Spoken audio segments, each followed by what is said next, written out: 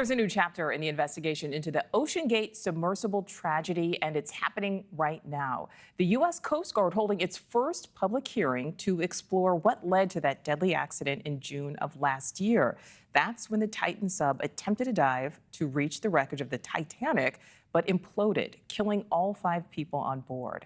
Correspondent Elizabeth Pran joins me live. Elizabeth, at this point, it's been more than a year. Why is this happening now? Such a valid question, right? It's because it's been 15 months, like you said, Nichole. And the Coast Guard, the National Transportation Safety Board, they still cannot tell the family and they still cannot tell the public exactly what happened. The Coast Guard initially planned for about 12 months of an investigation, but now we're in the next phase of that, right? We have this week and next week, we're going to have these public hearings conducted by the Coast Guard where we hope to learn more answers, because we all remember what happened back in June, right? The CEO of OceanGate launched this expedition. It was him along with 4 others in the North Atlantic.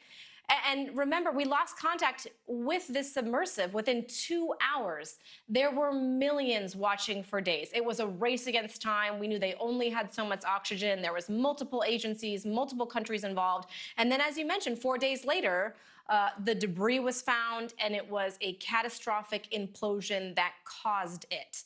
Now, the OceanGate chief engineer, Tony Nichole, has been on the stand, really, this entire hearing so far this morning. His relationship with the CEO, Stockton Rush, has really been a large line of the questioning, because oftentimes these two would clash. Here he is. He would fight for what he wanted. And what he wanted, even if it changed from day to day, right? Like he would fight for what he wanted, and he wouldn't give an inch much at all. Most people would just eventually back down from Stockton. Like it was almost death by 1,000 cuts. We also heard a lot about the company's practices. So who are we going to be hearing from? We'll be hearing from more engineers throughout the week and next week, company employees, and also scientists. Nichole? All right. So, Elizabeth, we know who we will be hearing from over the next 2 weeks. What else can we expect? I mean, I think a lot of people are just looking for answers, right? We're hoping that we have answers for the family. We're hoping that we have more answers for the public. And then also about this industry, right? Going forward, how can something like this be prevented, this adventure exploration? Because were the employees under compliance? Why were there safety red flags back in 2018? Could things have been done differently? Why were test dives scrapped? And then were things changed with future test drives? Some practices were not certified by an independent regulatory body. We're just learning this. Why was the controller a gaming controller? Is that satisfactory? Is that commonplace?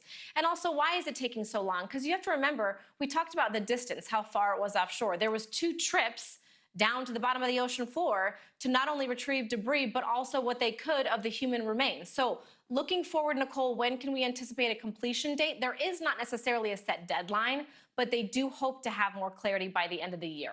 Nichole? All right, Elizabeth Pran, thank you. Thanks for watching. Go to joinnn.com to find NewsNation on your screen. And don't forget to click the red subscribe button below to get more of NewsNation's fact-driven, unbiased coverage.